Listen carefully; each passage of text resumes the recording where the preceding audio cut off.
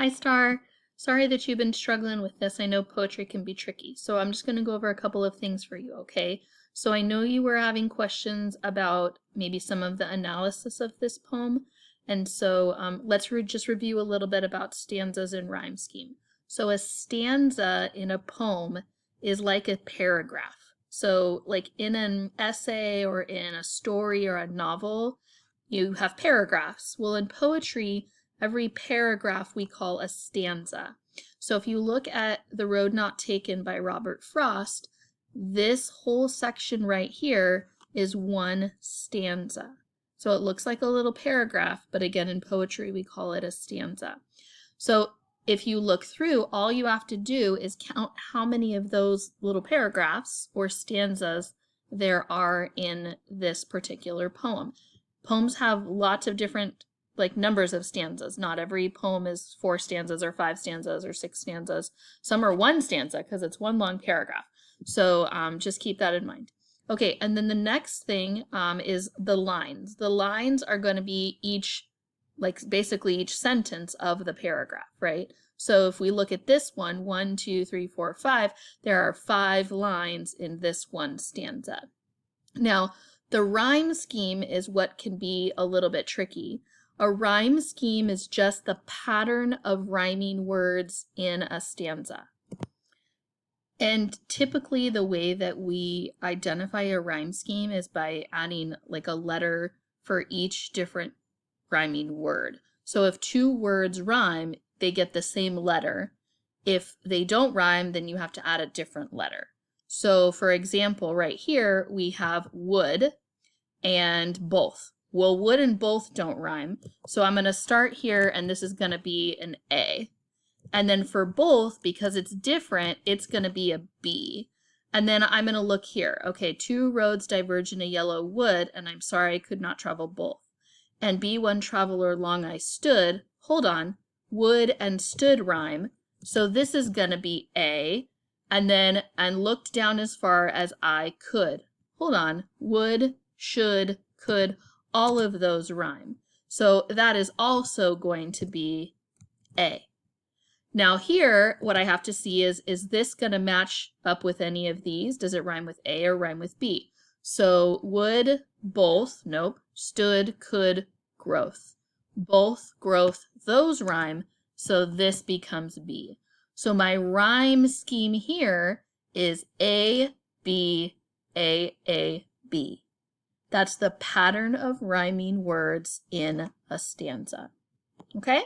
Now in the next stanza, we actually, I didn't ask you this, but just to review it one more time, it would actually start with a new letter because fair doesn't rhyme with wood.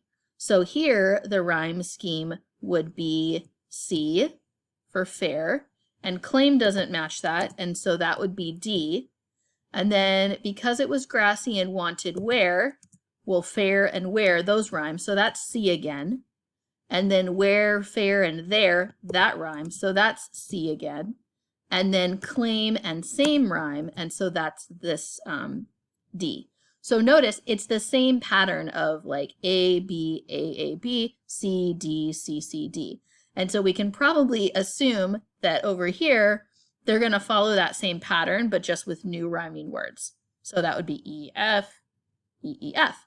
So again, a rhyme scheme is just the pattern of rhyming words in one of the stanzas or in the poem. Okay? All right. You didn't ask me about point of view, but if you do have questions about that, just remember that the point of view is the perspective from which the poem is written. Did an outside person write it, or did the author or a narrator who's in the poem write it? And you know you can tell if it's first person if they use pronouns like I. And then if it's not, if it just has he, she, that's from an outside perspective. And then finally, the theme. Now, the theme is a little bit tricky, and I'm going to kind of let you wrestle with this a little bit, to be honest. But just remember that a theme is a message. What do you think the author is trying to tell us through this poem? And I do believe that in your work, you actually highlighted the words that were pretty significant, where we say, he's talking in this poem about having gone through a path, and he chose one that was less traveled. So he took a path that not as many people had taken. So I want you to think about that idea. Think about the idea of doing something different than what everybody else is doing. What kind of impact could that have on someone's life? What kind of influence could that have on someone's life? And then if you look right here at these last 3 lines, 2 roads diverged in a wood, and I took the one less traveled by.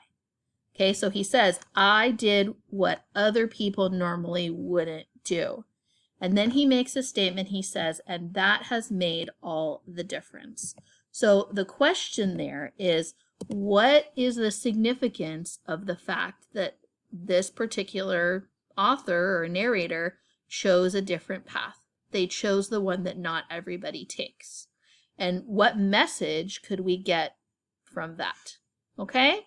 So I'm not going to tell you that answer, but that's what you want to think about when you're thinking about this particular poem and the theme of it. The theme would be, what is the message that the author is telling us about choosing a different path? Okay? Because that would be more the topic, right? Like I chose a different path as the topic. And so what would be the message in that? What are the consequences of the results of that? All right, sweetie, I hope that helps. Email me back if you need more help and you want a Zoom call. Okay? Bye.